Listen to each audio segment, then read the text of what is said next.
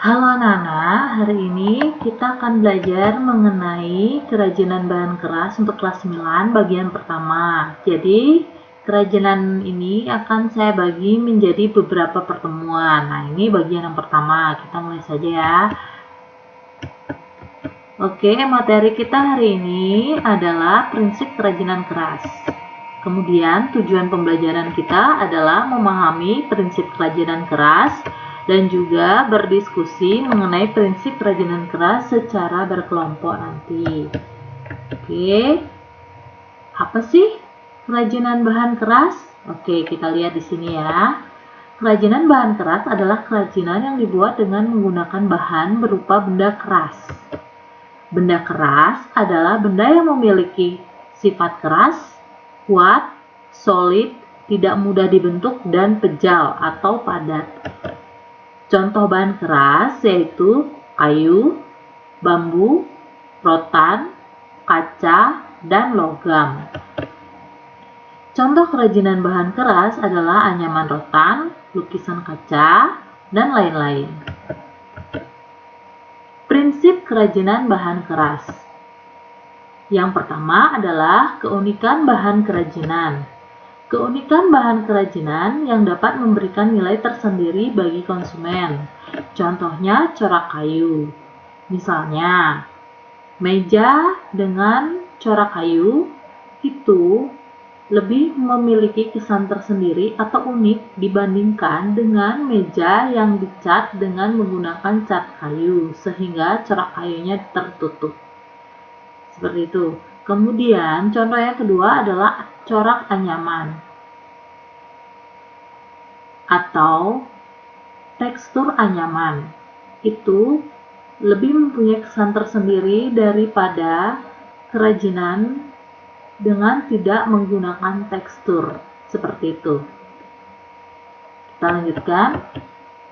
Kemudian yang kedua adalah keragaman muatan nilai dalam produk kerajinan. Jadi di sini kita akan mempelajari mengenai nilai-nilai yang terkandung dalam produk kerajinan.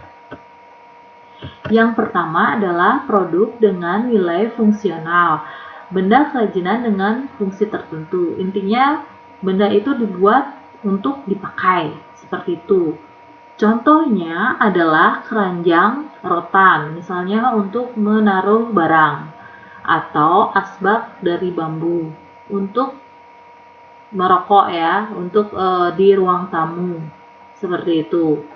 Kemudian produk dengan nilai informatif, benda kerajinan yang mengandung informasi tertentu.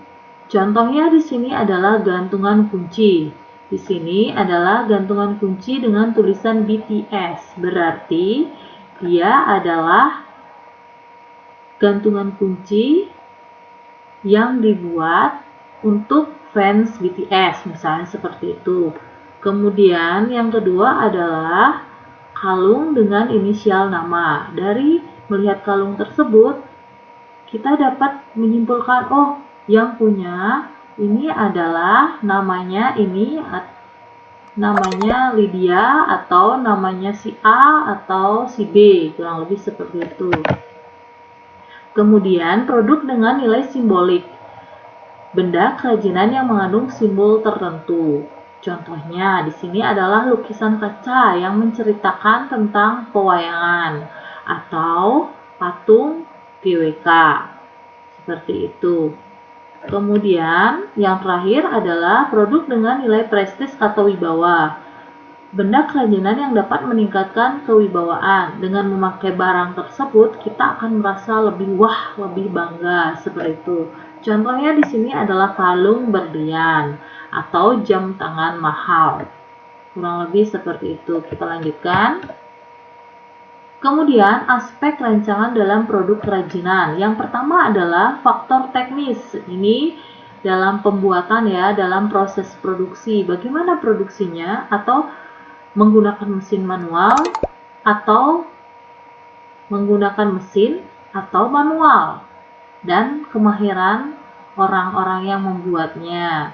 Kurang lebih seperti itu. Kemudian faktor ekonomis, di sini faktor pemasaran ya, bagaimana cara memasarkannya, dari mana kita mengambil bahan, kemudian bagaimana mendistribusikan hasilnya, kemudian bagaimana dengan hak cipta, nilai jual, suku cadang, dan bagaimana selera masyarakat saat ini.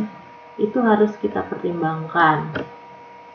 Kemudian faktor ergonomis atau kenyamanan. Jadi kita harus merancang produk dengan nyaman, aman, sesuai dengan yang dibutuhkan. Kemudian yang paling penting adalah praktis. Kemudian faktor science and technology. Ini kita juga harus mempertimbangkan kita akan membuat penemuan baru atau memodifikasi temuan yang sudah ada dengan tetap mengikuti perkembangan ilmu pengetahuan dan teknologi. Kemudian faktor estetika atau keindahan.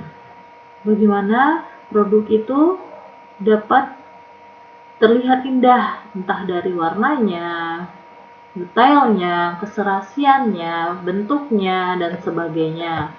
Kemudian faktor kondisi lingkungan.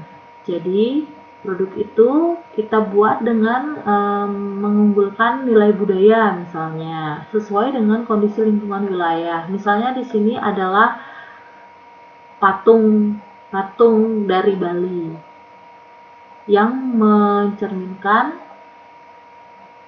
nilai budaya yang ada di Bali. Demikian pemaparan materi kita hari ini. Untuk tugas selanjutnya adalah berdiskusi dengan kelompok kalian masing-masing. Sekian dan terima kasih.